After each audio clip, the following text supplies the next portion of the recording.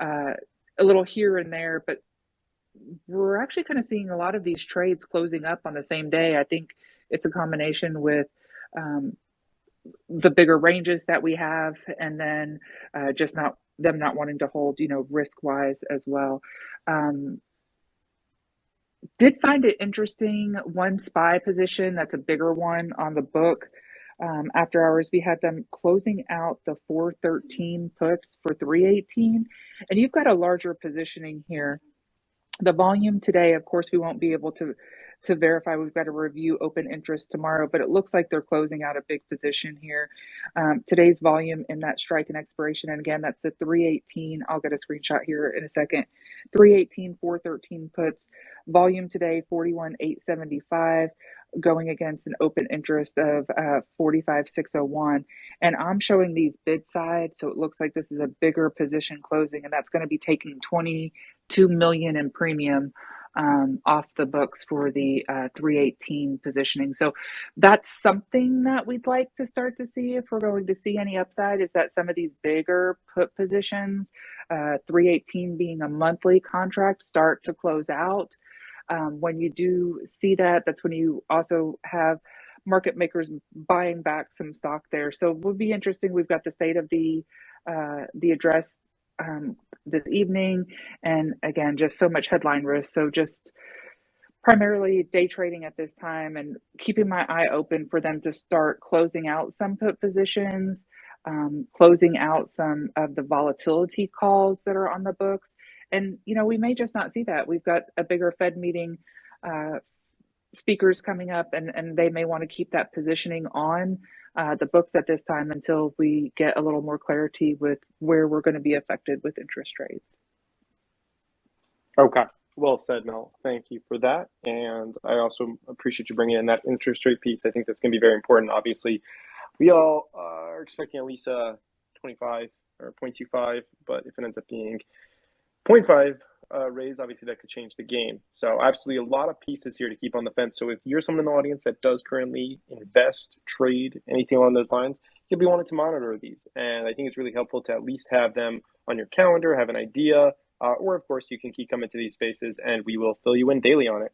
So with that being said, we have made some record time here and gotten through that in about 30 minutes.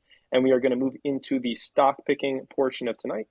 So since we do have really the full hour here, I don't think we'll take that long, but no need to, massively rush.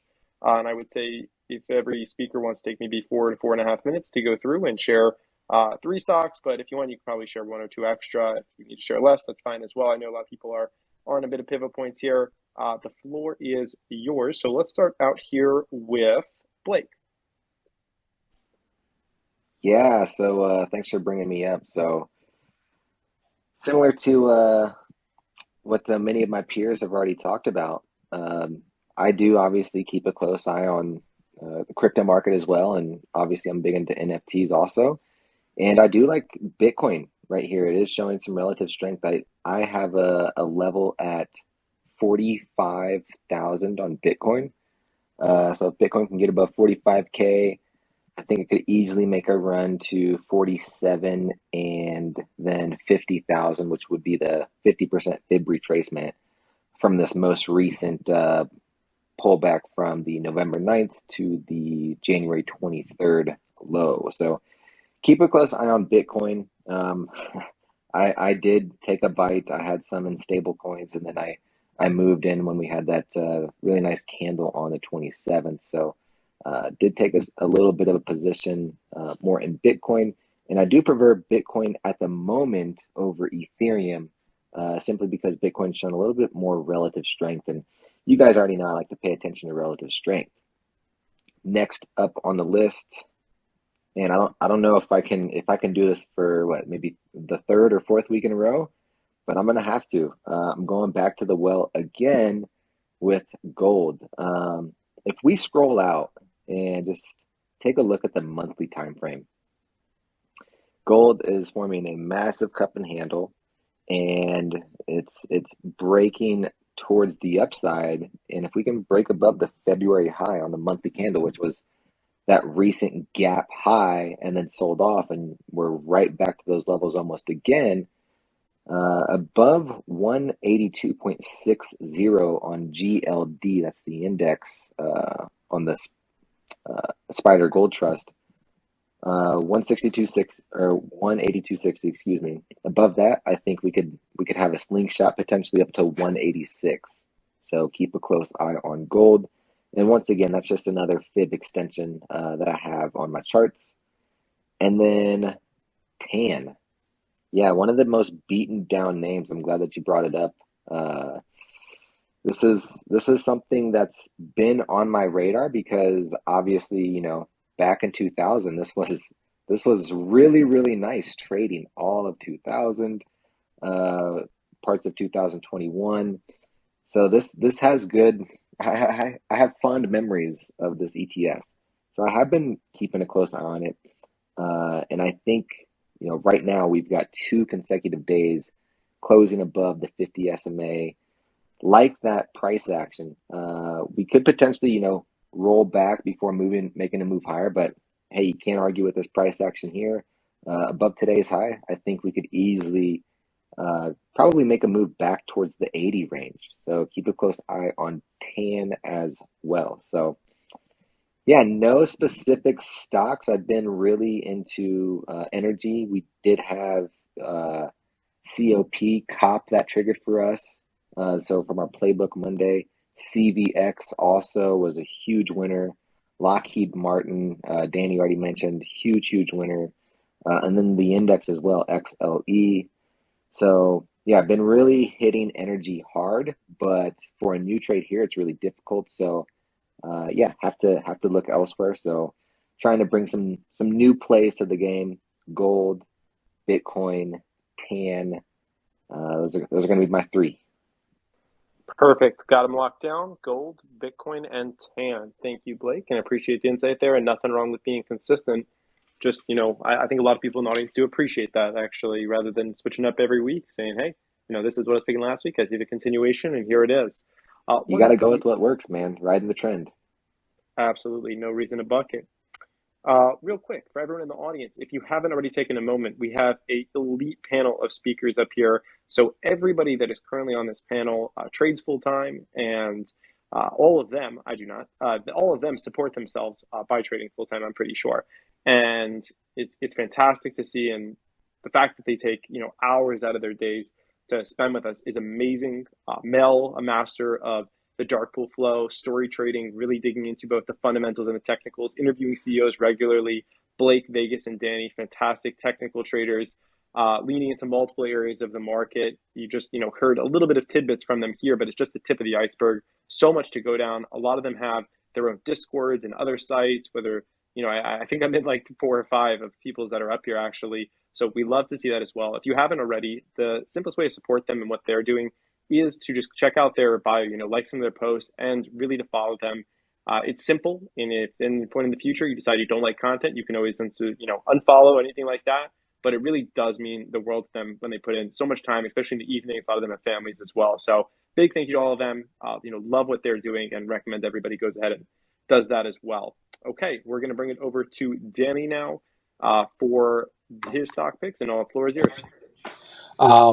Thank you very much. Yeah, I'll double down with Blake on Bitcoin and gold.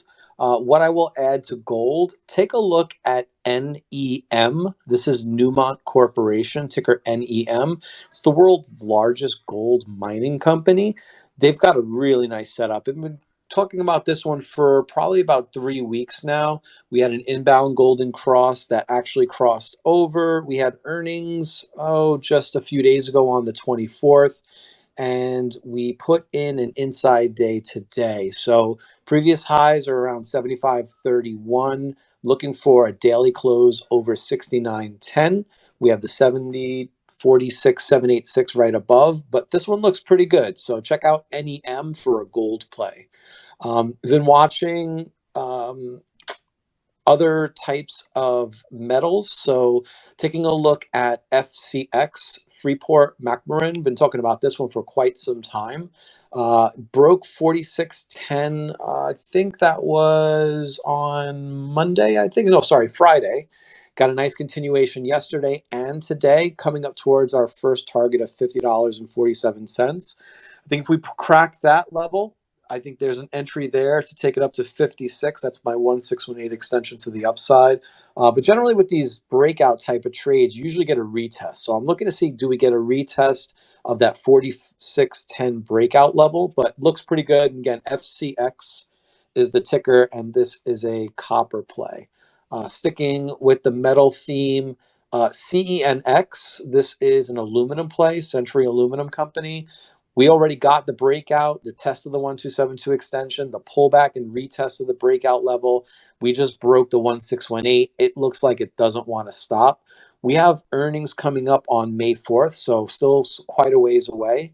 And this one, it looks like it's just getting started. So I think over 2528, which is the 1618 extension, my expectation is we hold that level. We should move up to the next major fib.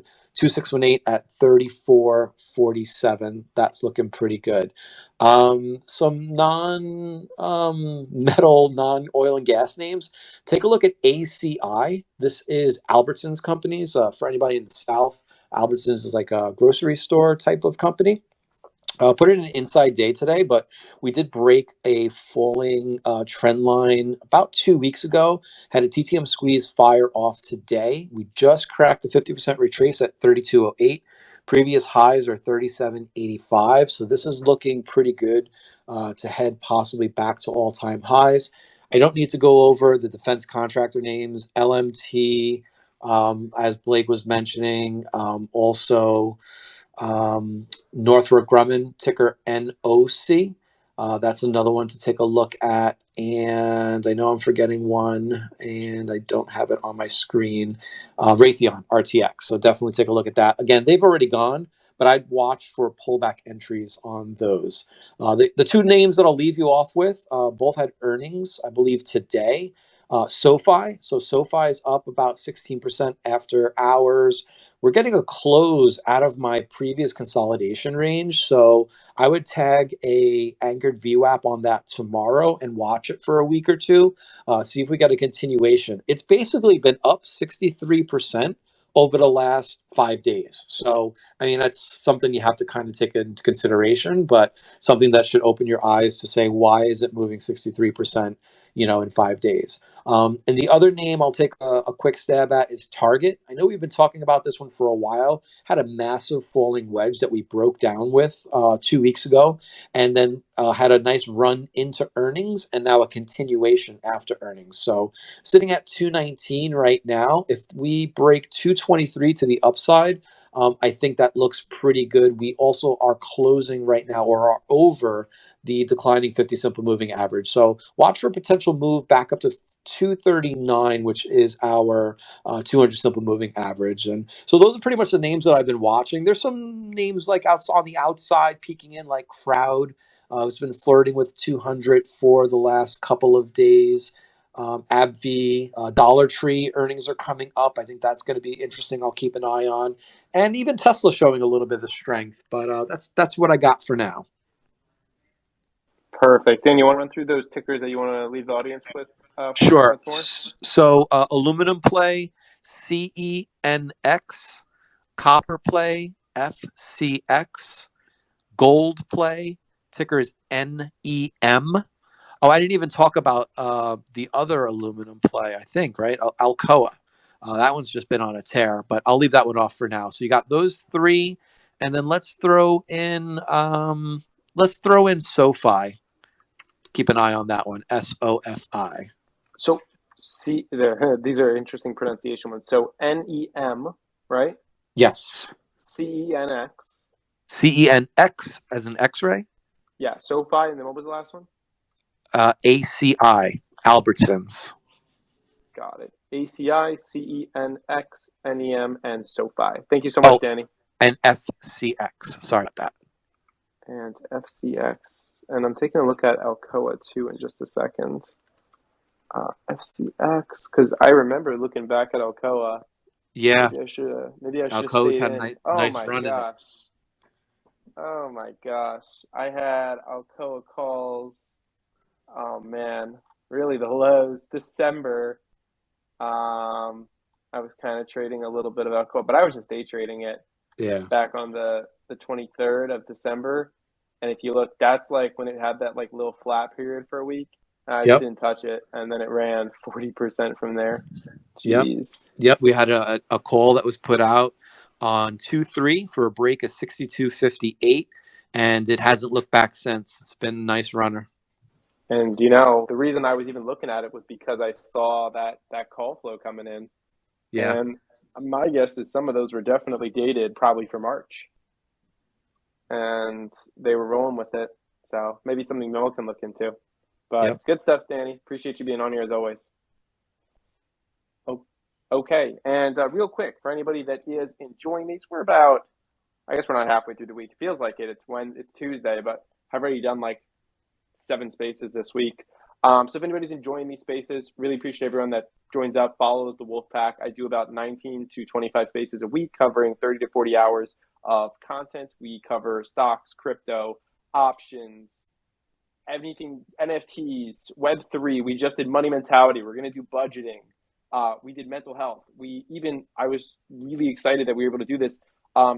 World events. We had a rabbi in Odessa, Ukraine, come on yesterday and share with us live what's going on with the situation. And we were able to raise hundreds and hundreds. Actually, they've raised $330,000 already. I don't know how much came from us, but just to be a part of this has really been crazy. I missed that. Oh, you got to repost that for me. That's amazing. So that was just I guess I'll just throw out a minute on this real quick because I did bring it up. So Rabbi Wolf is the head of Chabad in Odessa, Ukraine. And Odessa has been taking a serious bombing and shelling. And there have been a lot of people who have been able to get out. The Wolf family had the opportunity to leave. However, they decided to stay because currently there are 2 orphanages as well as an old age home in Odessa that have really no support. There are orphans as young as 35 days old. And in the old age home, the youngest person is 90. So these people really cannot move. They cannot feed themselves. They cannot take care of themselves. The water has been cut off. And the Wolf family, rather than leaving, decided to stay behind, raise $500,000 and take care of people. The rabbi said they have not slept more than 2.5 hours consecutively since Thursday evening. During our space with them, you can hear a shell go off in the background. That is how close they are to the fire and everything that is happening. I started a personal campaign as well to raise $10,000 for them. That money is going directly to buying food, water. It is building shelters for those that don't have it, medical supplies, and a lot more. I am going to be bringing the rabbi back on with the translator. So he speaks Hebrew. He doesn't really speak much English.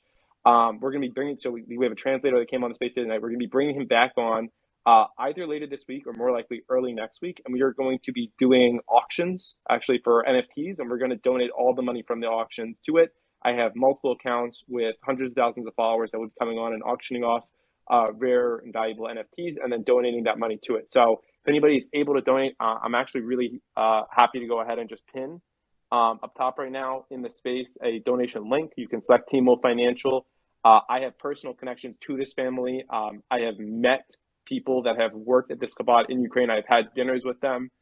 Really, really good people. And I'm amazed by the courage that they've shown by staying in a place where they knew that the soldiers were coming and to come. And then the last thing, which I think is super important that he mentioned, and this is where a lot of money is going, they currently have serious fear that soldiers are going to come in at any time and, God forbid, commit genocide of really the people that are there. And this money will directly go towards paying for armed guards and paying for people to protect 2 orphanages and an old age home. So just saying that is where the money is going. And I will pin that link up top in a minute. And I just feel like that had to kind of be stated because this is something which is really important to me.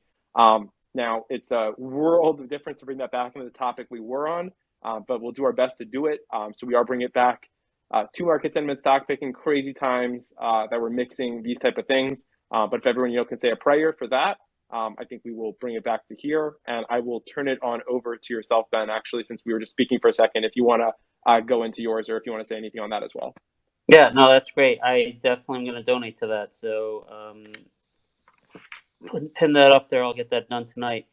So I love it when there's, when there's validation between multiple pillars, as we call it, story trading.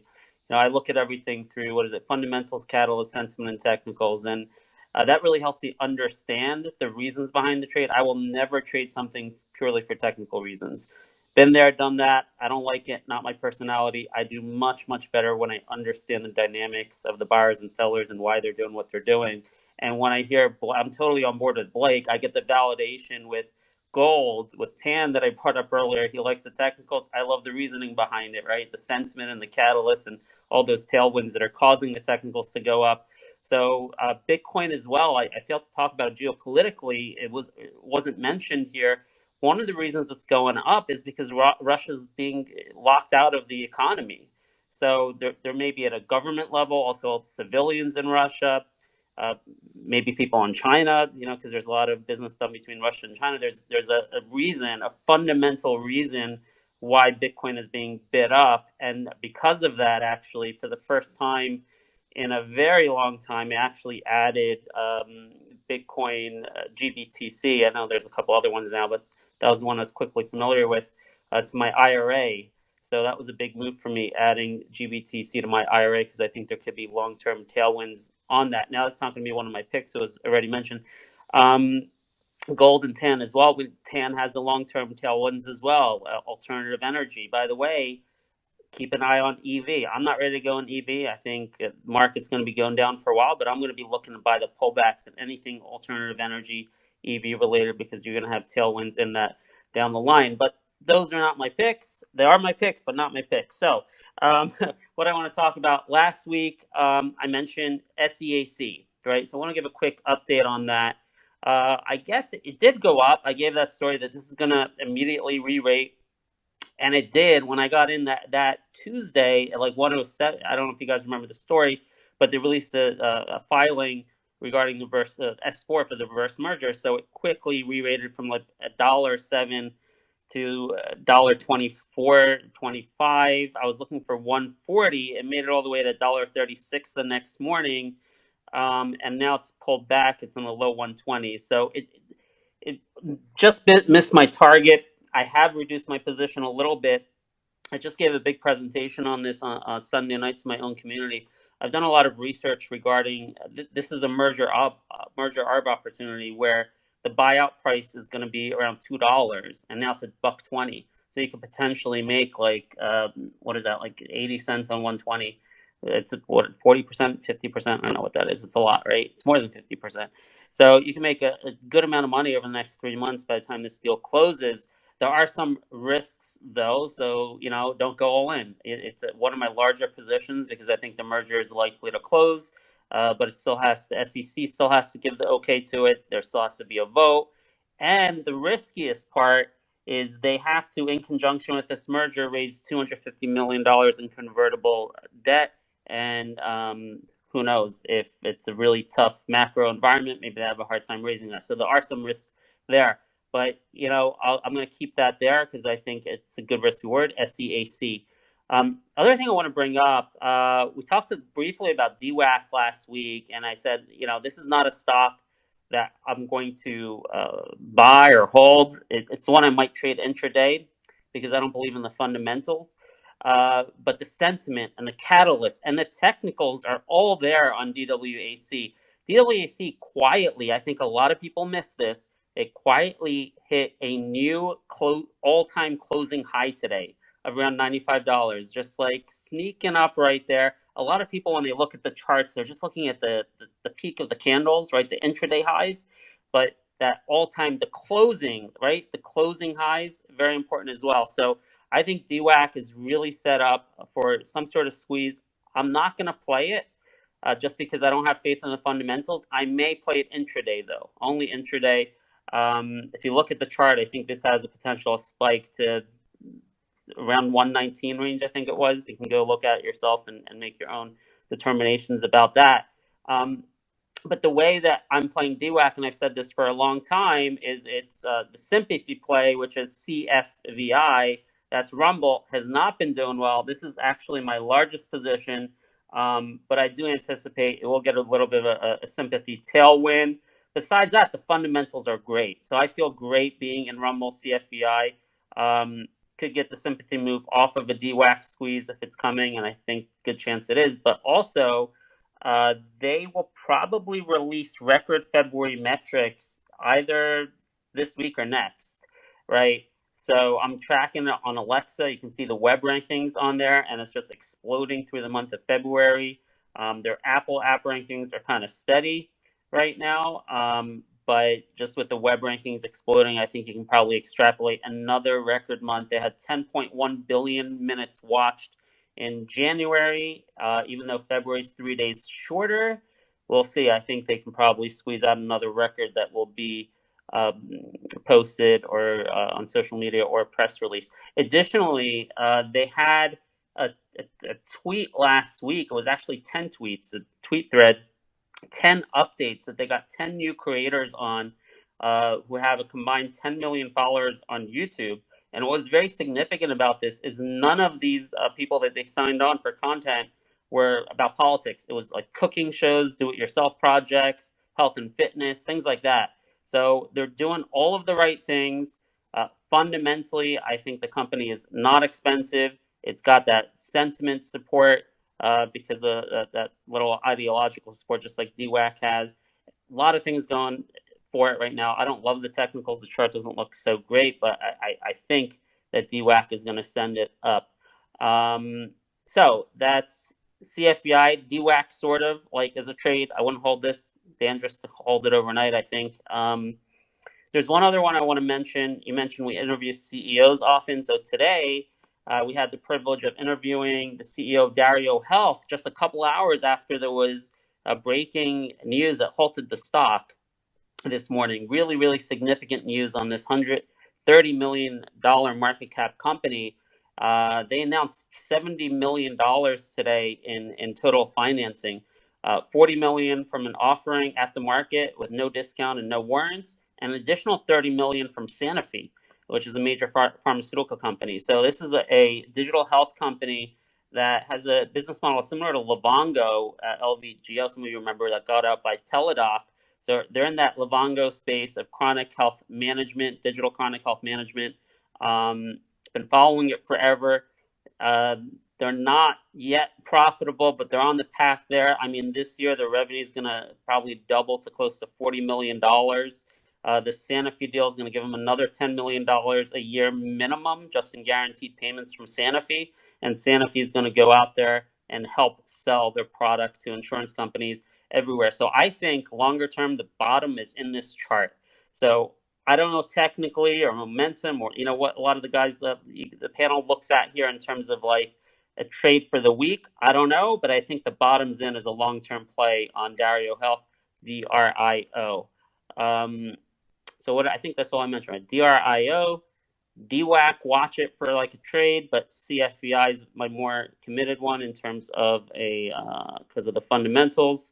And then I'm holding SCAC for that merger arb opportunity from $1.20 to $2. I just want to note though, when the deal closes, if it doesn't fall through for some reason on SCAC, you're not going to get $2 in cash, right? There's going to be a discount right before closing. I'm guessing that discount will be about 10% or so. So maybe I'll close at 180. And the reason for that discount is because you're going to get paid 25% of that $2 in cash and the other 75% in a 1-year note. And I'm not sure yet the mechanics of that note, if that's something liquid or it's not. The company hasn't said yet if that's going to be something you can trade or not. But it is just 1-year term, and it's going to be secured against this $250 million that's being raised. So I think it's pretty good money, and there'll be institutions and other people that will close that gap between the $2 and, you know, the price just before close. So I'm anticipating around $1.80 as a target right before the close of the deal, which was going to be, right now it's on target for end of April. Perfect. So those I had SCAC, DRIO. Was there others in there? DWAC as a trade. I just want to be careful putting it out there because I don't support it fundamentally, right, and I think it's very dangerous. So you got to say like DWAC trade only, and then CFVI is the one I'm much more confident about that I can hold longer term because of the better fundamentals. Kind of like as a pair, like DWAC and CFI will probably go up together if and when DWAC has a squeeze. Okay, let me write DWAC down as a trade here. And for everyone in the audience, I am writing all these down and I will tweet them out afterwards with the recording of the space, so everyone will have a chance to hear them on that. Thank you, Ben. Yep. Okay, all right. So, And by the way, I'm yeah. gonna jet because I want to drive home and make sure I'm gonna make it in time for the State of the Union address. So you guys can follow us for more if you want to see that YouTube interview we did with Dario Health CEO. You could just make your way over to profile and pick that up there. Absolutely. Awesome. Thank you, Ben. Safe travels. Yep. Take care. Yep. A couple people asked for that link again for donations, so I pinned both up top. If you want to hear for yourself the interview, you can check that out. That is the second to last pin link. That is with Rabbi Remy Wolf, and he is speaking in Hebrew. And then Shmulek, who is another Chabad rabbi based out of Wichita, is translating. So you can hear that, and you can kind of hear the details. And he really does give all the information on their situation. And then the donation link is the last one. And then if you want to donate through crypto, they also did set up a link for that, and you can DM me, and I'm happy to send that over to you as well. But this way, you can kind of see the direct campaign and what's going on. And I just really can't think of a better cause if you are looking for, if you have the availability to give. So I've donated through the Ukraine government. I've donated through this. Even $10, $20 is a meal, right? It's something for people, and it really goes a long way because they don't know when they're getting out of this, and neither do we. All right. So once again, thank you to Ben from Story Trading for the information there and for the interest as well. And agreed, we do have that SO State of the Union coming up, so we're going to keep things rolling here, and we will bring it on over to Mel for your thoughts on stock picking tonight. Thank you, Gav, and doing good things there and helping to spread the word and taking care of first and foremost people above all else. So thank you for sharing that. I'm definitely going to check that out, and I'll retweet that as well.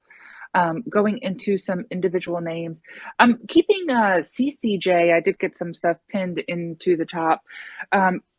Last week and a half, 2 weeks, we've been seeing some dark pool activity, speculation. We're holding above all of those price levels, and then Friday, Monday, and today, seeing some options flow, positioning a little further out. So I kind of like that it's not just something that's in weeklies that may not have some sustainability, but they're been a lot more active into the April 14th.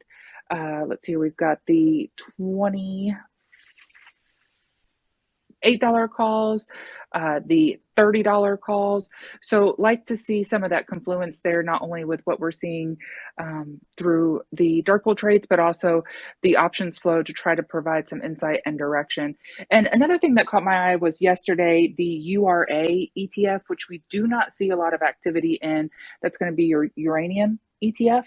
CCJ actually is makes up 23% holdings for that ETF. So I think I'm sticking with one that is definitely going to represent that space pretty well. I am in a longer term trade out to May and holding this one as a swing position.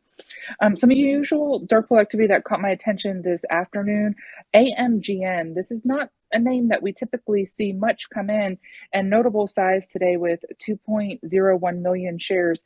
That's representing 53% of the 30-day average volume. So definitely size here. When you take a look at that daily chart, you've got a double inside day. And on the daily, we're resting at the point of control. So a nice area to see some volume come in. And I went back and looked at historical just because I know this is one we don't see much size, and we haven't seen well, first off, we haven't seen a print this large with it being 2 million shares. Had to go back all the way to a year to find one that was even a million. So definitely has my attention for Amgn.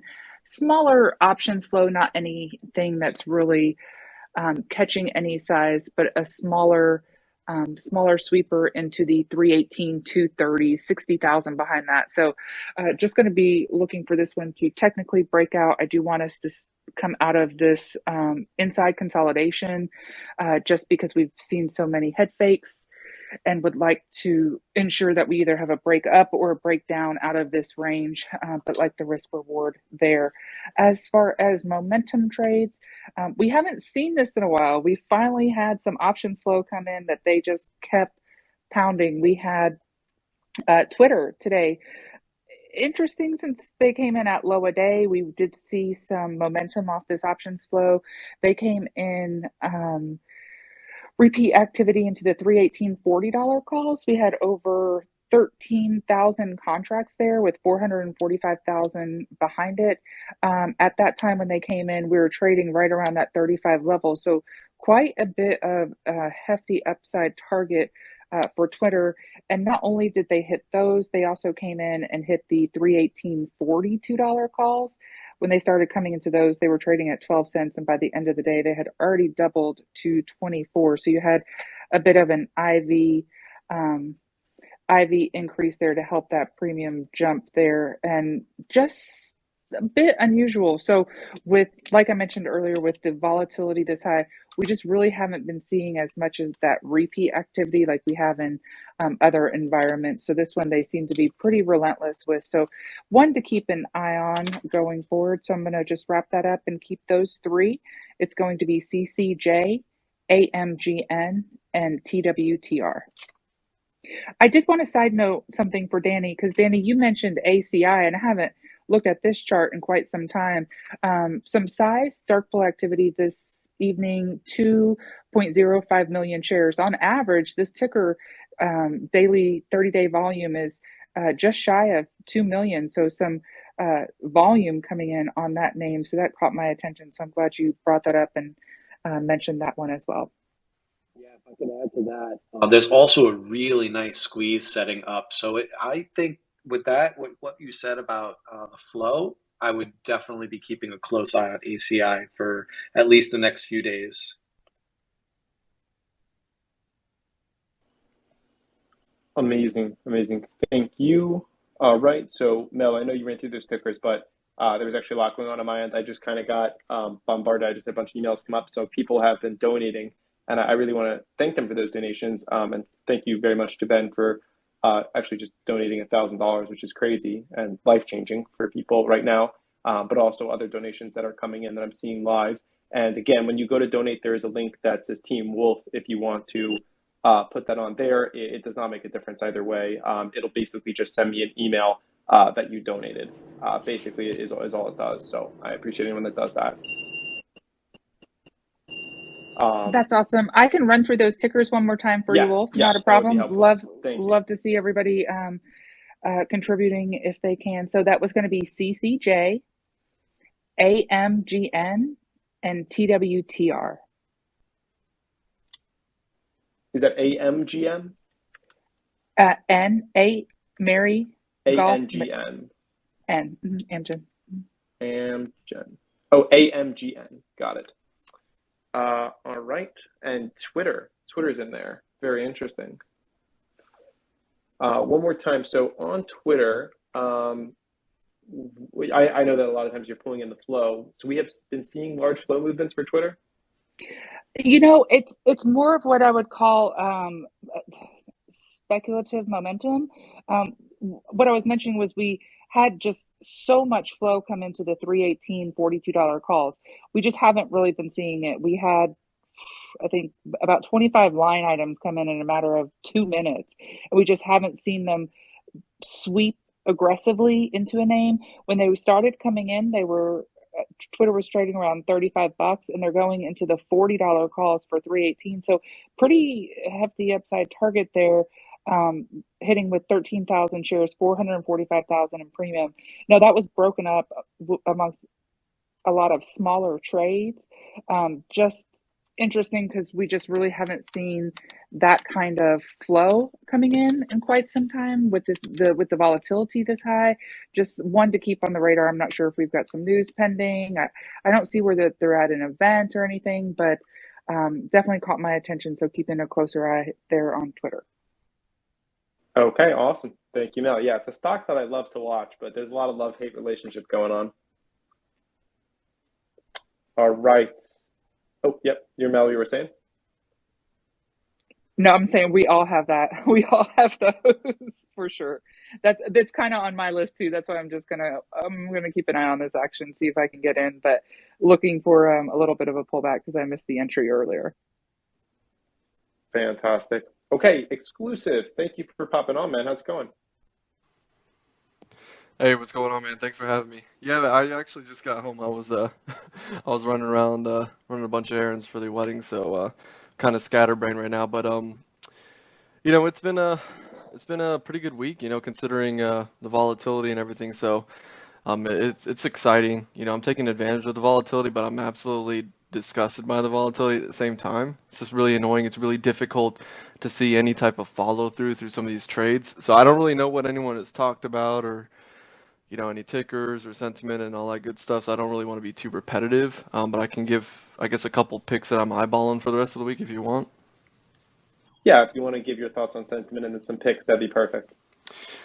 Yeah. So, I think obviously, the narrative right now is, the Ukraine Russia crisis right now. So of course that's going to be the biggest thing. The earnings are having not really any sway on market sentiment, in my opinion. The futures are up and down every day, so it's kind of I've this week in particular I've been ignoring the narratives and the news and futures as a whole because everything's been a little bit misleading. And I've kind of focused more on where I'm assuming that the market makers will make their move, buying the low and selling the high. So it's really been more about execution this week for me, in general. Obviously, as you could see from the space we did yesterday, it's more about getting in and out of positions and securing profit when I have it versus letting stuff ride for a long time unless it's risk free. So the sentiment. I think it's more neutral bearish than anything, but I'm inherently a bull, so I'm always looking for the upside, even when everything's selling off. So I just consider things on discount, and then lo and behold, things bounce when they're supposed to, and we catch some good moves. So some names in particular that have already performed, and that I'm going to be looking for some continuation. Let's see. I'll start off with Tesla because everyone knows me for Tesla. So today, Tesla was interesting, mainly because it was kind of, normally Tesla trades inverse with SPY or it ignores SPY completely, but today it traded almost identical to SPY, which is really uncharacteristic of Tesla. So it was kind of fun trading it on the bottom. You saw that you saw that head and shoulders form right around lunchtime. It was like what was it, about 1:30. Everyone was buying puts and everyone was buying short. They were adding to their short positions, and then the market makers like, okay, we got retail where we want them. Let's keep it riding and then reverse the market. It just kind of slowly grinded up higher lows consistently from 1:30 Eastern. And then, before we had that big rejection at 871.07, and then that's when the market kind of pulled down to the lows from yesterday. So it was kind of interesting seeing how these setups are always shown pretty easily, but then they're immediately invalidated. So, I've kind of caught on to the new trend that market makers are sort of forcing hands in retail on. And it's really just more about liquidation and stop hunting. They're thinking how quickly can we get people out of their positions, and how quickly can we instill fear that people aren't managing risk properly, or people that may not be as diamond-handed per se as most people are in retail. So I think it's just more of that kind of game and manipulation more than anything, because the news says one thing and the stock does another, or the earnings says one thing and then the stock does another. So it's really just I'm relying on the basics. I'm looking at obviously I'm looking at technicals. Obviously I'm looking at fundamentals, but I focus a little bit more on the setups and triggers this week, as well as candlestick patterns, which of course you have to always be looking at candlestick patterns, but more so than not lately, I've been focusing extremely more on candle patterns. So, for those who aren't you know, if you can't read the candles like a second language, you really need to learn how to read the candles because they kind of tell the story of what's to come. And I'm not talking about 1 5 second, 1 minute, 3 minute candles. I'm talking about the 5, 10, 15, 30.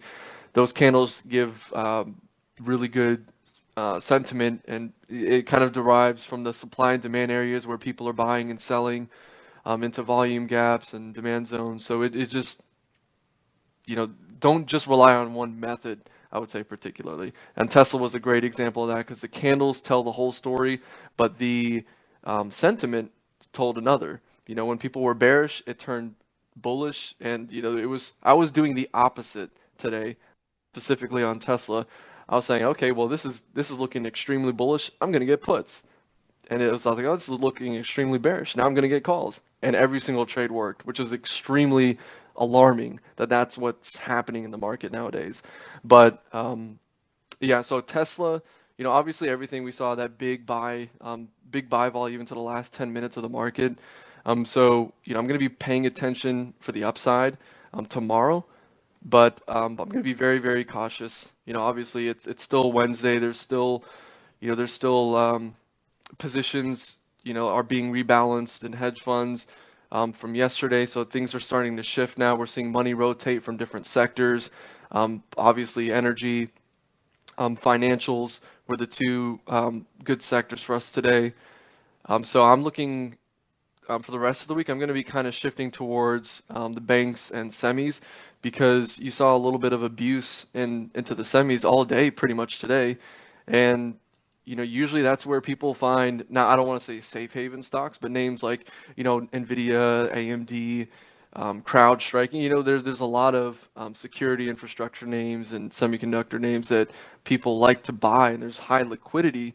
And you know, this week it's kind of been the opposite narrative. So I'm going to be focusing on that because I feel like people are a little bit more battered in their positions and the more popular and highly traded names and highly talked about names, which we have to consider because people talking about tickers is part of trading now. And that's something that I've had to personally adapt to. So I can't ignore what people are talking about. I can't ignore, you know, what the run up is or the run down into earnings is. I can't ignore stuff that I would normally ignore anymore because it's just the way the market is now. We have to accept it and adapt. You know, and IQ was a perfect example of that. You know, there was hardly anybody talking about it because it was bearish. The guidance was kind of 50-50. Some people were bearish, some people were bullish, but overall, people that were looking at flow activity were saying, "Oh, this is extremely bearish."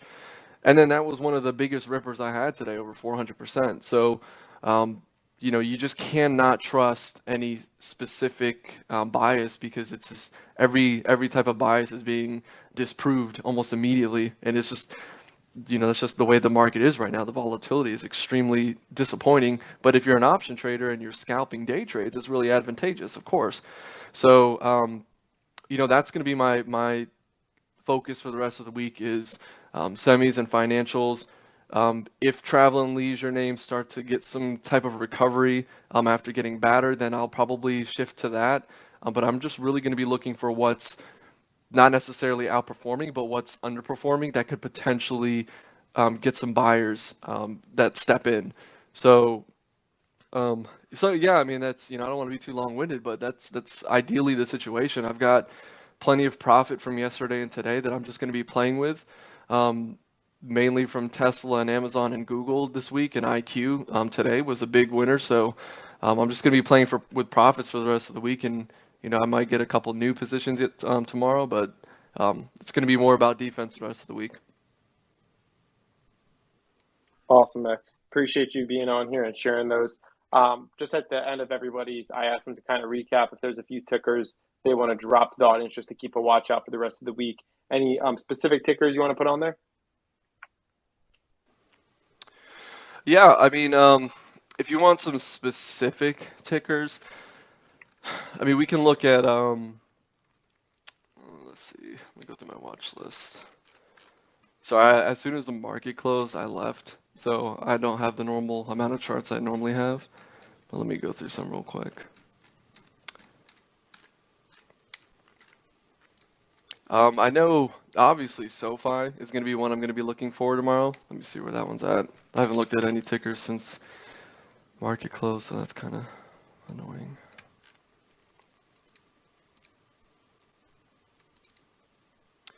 Okay, so SoFi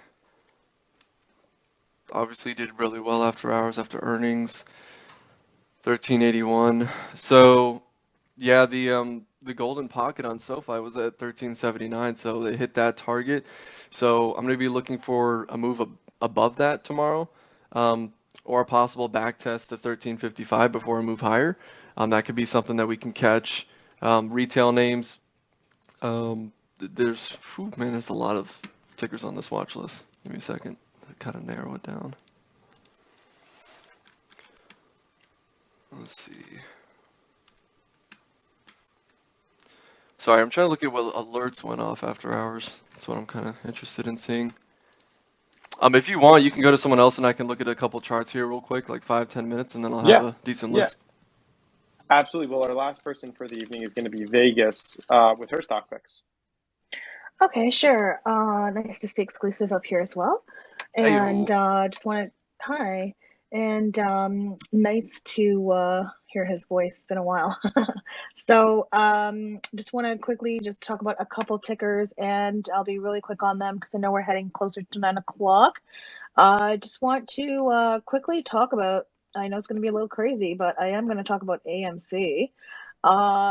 That actual stock, we know the craziness with that stock, but they did have earnings. It was the strongest report in a full 2 years, and earnings and sales beat top and bottom lines. And we could see here that the revenue expectation was 1.09. They had revenue of 1.17.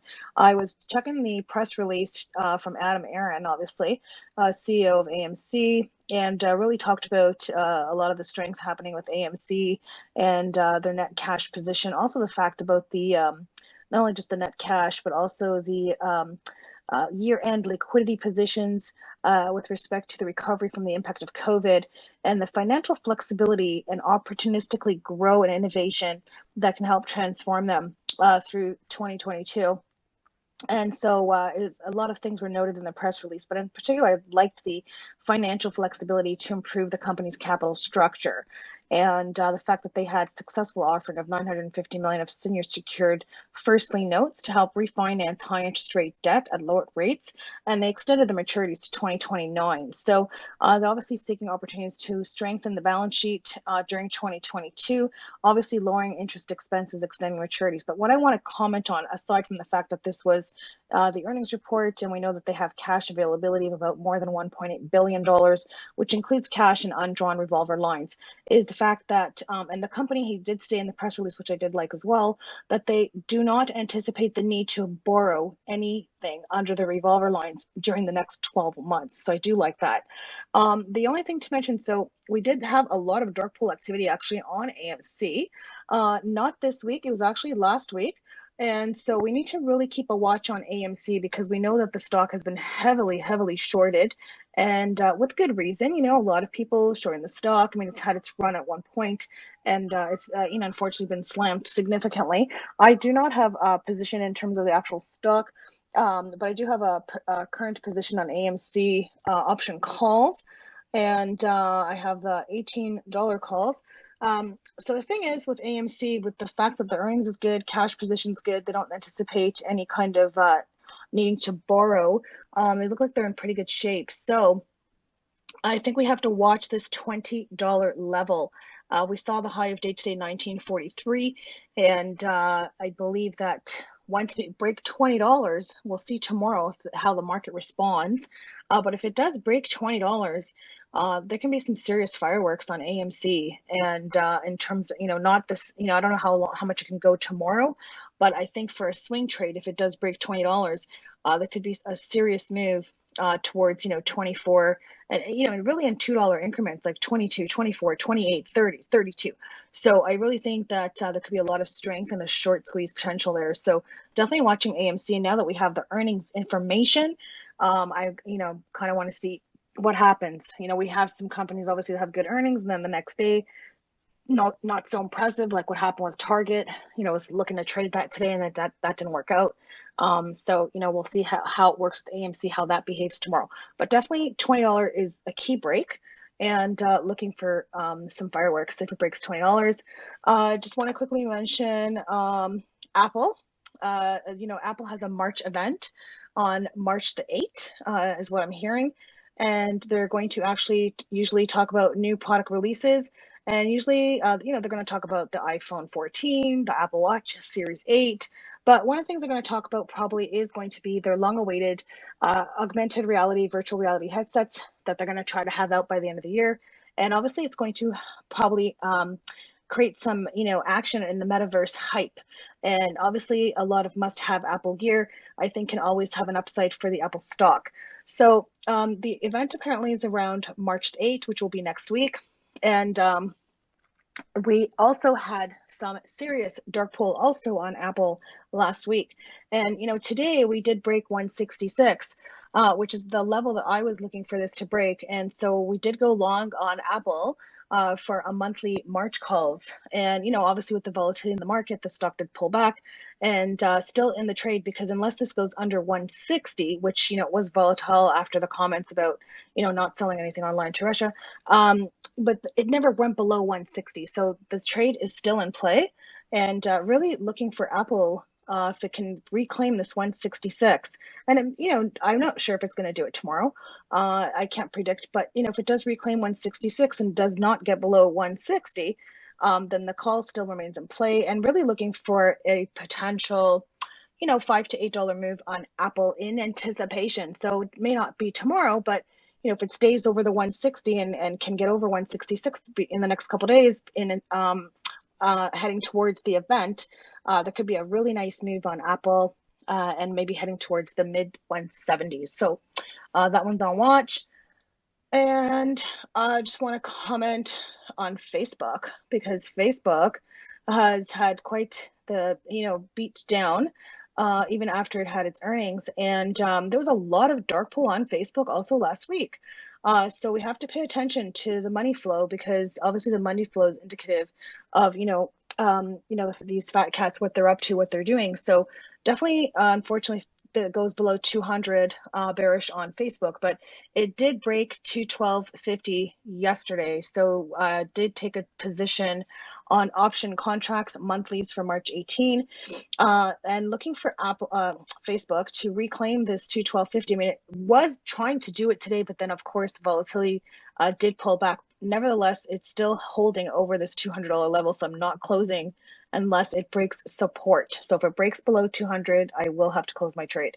But in the meantime, I have added a significant number of contracts on the pullback in anticipation for a future reversal.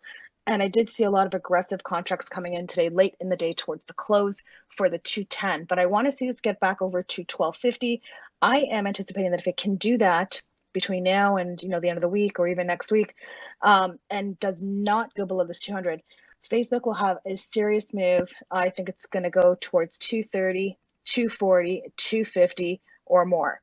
So I know it sounds crazy, but those are the levels I have, and it's a really big gap fill. So unless it goes below 200, I'm still bullish on Facebook, still bullish on Apple, and AMC will be watching. So trade what I see, and right now those triggered, and so I'm in the trades. And so I know there's been some volatility, but until the support's broken, I am not listening to all this noise. I'm not gonna get shaken out and say, oh, there's all this talk on the news. I'm holding the position until the support breaks. And if it does, then I have to do what I have to do, which is cut the trade, take the loss, and move on. So until that happens, I am actively in those positions. So AMC, Facebook, Apple. Awesome. Thank you, Vegas. I have those You're noted welcome. down. Perfect. Okay, we'll actually move right off of that right into closing remarks, since we have about 5 minutes State of the Union. Vegas, since you were just talking, would you like to give any closing thoughts? You know what? I just want to thoughts with Ukraine for sure, and prayers for everybody. And thank you for sharing that link. Thank you to everyone coming by tonight and listening. Right now I'm just trying to stay focused on what the market is presenting each day. I'm not coming in every day saying, "Oh my God, there's all this talk on the news," and getting myself freaked out. It's just what, come in every day, come prepared, trade what I see. If I have to switch gears, cut the calls, go into puts, or go in puts and switch into calls, because sometimes it's very easy to say, oh, market's probably going to pull back. There's all this talk going on. Let me get a whole bunch of puts. Well, that's just, what you're thinking. But, is that what you're actually seeing on the action in the market? And so you have to follow the direction of where the market's going and let that be the benchmark. So I wish everyone luck tomorrow. We'll see what happens tomorrow at the open, and I wish everyone to be successful with their trades and make money. Thank you, Vegas. Appreciate that. And thank you to everybody, like you said, who has shared that post, which is up top. Okay. Let's go ahead and keep it rolling and go on over to yourself, Mel. Perfectly said, Vegas.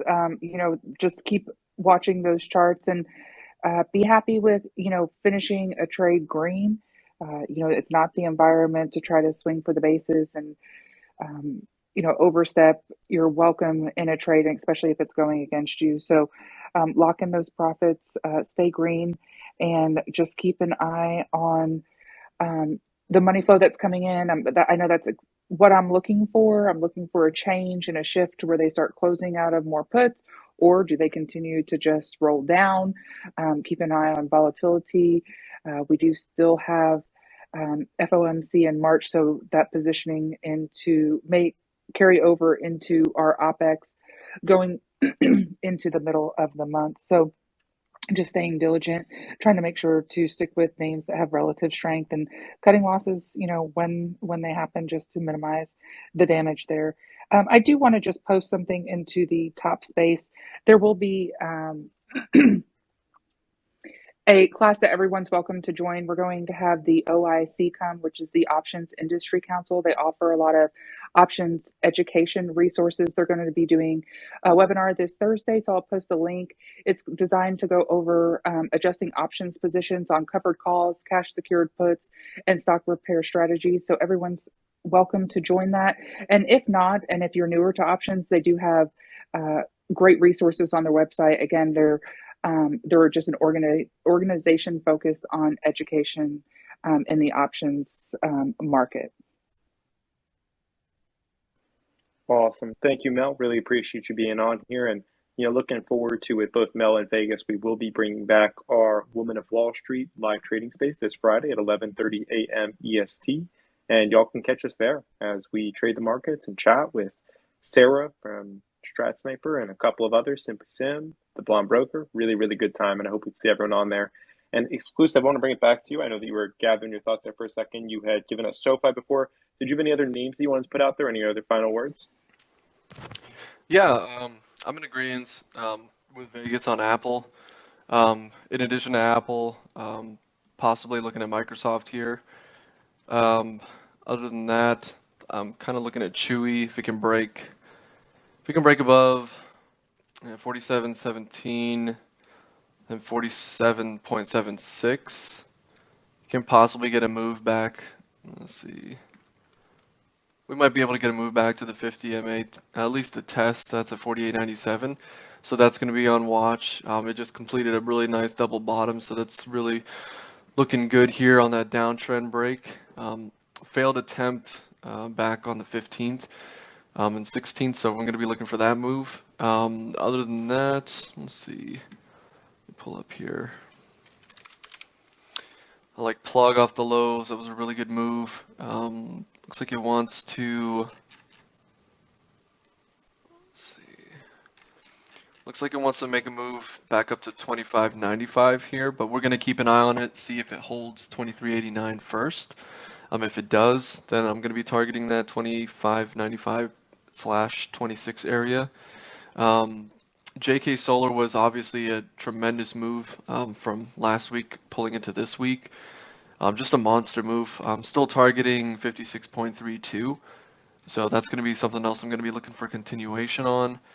Let's see what else went off today. I'm going to be looking at QuantumScape. That one it's wedged in between the EMAs right now. If we can get a break, it looks like it's failed five separate times, including yesterday. But it's been trying to break out of this EMA resistance since the 10th of this month. Once we can break that, we can get a sizable move back into the 17s and higher, targeting the 50 MA for the next week or two. So that's going to be another look for this week.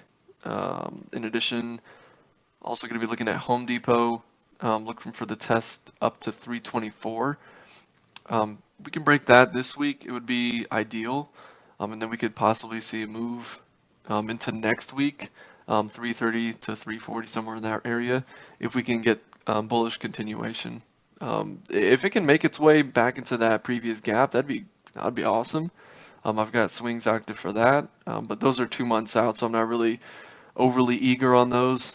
That's got plenty of time. They're already in profit, but I'm still just going to be kind of sitting on my hands with that position for a while, and I'm not going to be scaling out anytime soon. And yeah, other than that, probably going to post up some more charts here tomorrow. But Dutch Bros and Nordstrom, some charts on Twitter posted on those, on some earnings beats. So Nordstrom is definitely going to be one to watch.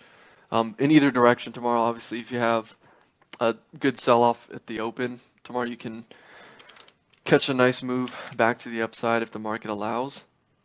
So let's see. Take a second look at this. 28.78 would be the ideal target. Above that, let's see. Yeah, 28.78, 28.82. So those two targets are within 4 cents of each other. So it's a nice area of confluence there. If we can break that, I'm going to be looking for a move higher, possibly into next week. I'm not saying that's going to happen tomorrow. Like I said, you have all these people that bought in this 1850 to 1950 area. There's been a lot of buyers, even up to 2050 really, that have just been constantly accumulating since the 22nd of November. So, all these people that have been buying that last earnings fail, this is going to be that area where they're like, I can finally get out. So just be on the lookout for that sharp sell-off before a move higher. And that could happen this week or next. So yeah, other than that, I'll probably post some more information tomorrow. But that's all I had time to really kind of sweep through here in this only couple minutes. Great stuff, man. Okay, so I marked down SoFi plug, JWN. Those all stood out. Obviously, a big move there on JWN that just happened. Do you want to throw any other names in, or is that good? Yeah, that's good. I mean, keep QuantumScape on. That's going to be a good one. Okay. That one's kind of wedged between two major EMAs there. So if you can break the 21, that's going to be a big deal. Okay, sweet. Sounds good, man. And I think that you're going to be, I don't know if we have a space plan together for tomorrow, but I'm sure you'll be around and on spaces. We do, tomorrow night at 8:30. So looking forward to that one with you. Yeah, man. Same here. All right. And since we are just going over 9 p.m., Mr. Danny Nas, I'm going to bring it to you to wrap us up. Yeah, I'll keep it short and sweet so we can listen to the State of the Union. Just be careful out there, apply proper risk management, look for relative strength, and all will be well. Appreciate you having me on. Thanks for everybody. Thanks for all the panelists. And thanks for everybody in the crowd who stayed with us. Appreciate you moving up the space as well. So catch you on the next one, everybody. Yeah, absolutely. Thank you, Danny. Glad we were able to make this one work out. My next space that I will be speaking on will be the 3 p.m. space done every week by the Street on Wednesdays. However, I can't guarantee I will be on that, as I may be on a plane. Depends if I'm in the airport or not. I'll try to hop on. However, I will definitely be on my space that I'm hosting at 7 p.m. EST tomorrow, and that's going to be it's going to be called Young Money with Jack Rains. Jack Rains is an up-and-coming writer. He writes a fantastic newsletter for Liquidity, among others, if y'all have heard of him. And he's going to be coming on and speaking about his journey into writing, money mentality, young money, and so many other things. So excited for that, and we'll have some other speakers on there too. And then 8:30 p.m. EST tomorrow, you just heard about it. We are going to have a market analysis space with exclusive Joe Fahmy, Jay Woods, Stock Talk Weekly, Stock Market News, and others. That will be at 8:30 p.m. EST tomorrow. So keep an eye out for these spaces. As long as you're following the Wolf account, you will have all of them on your timeline regularly. And if you want all of my spaces to be added to your personal calendar, just DM me at Gmail, and I'll add you to our free public Google Calendar. 3,500 people are currently subscribed to that, and that's the easiest way to see all of our spaces. Now, I didn't go too far into that, but trust me, it works. There's a lot of really good people on that. And if you want it, all you have to do is just shoot me a DM. My DMs are wide open. So thanks, everybody, for a great night. If you have the ability to donate to that fundraiser, it is up top. We raised over $1,300 in this space alone for the city of Odessa, Ukraine, for the people there that are suffering and can really use our help. And we're going to continue doing more of that throughout the week. So I know it's a tough subject to work in with the lightness of trading and everything we do here, but big thank you to my speakers for making it work really well and for supporting. So with that, I will close it out. Everybody, hope the State of the Union goes well and nothing too tumultuous happens that crashes the market tomorrow. Godspeed to everybody and take care. We'll talk to you on the next one.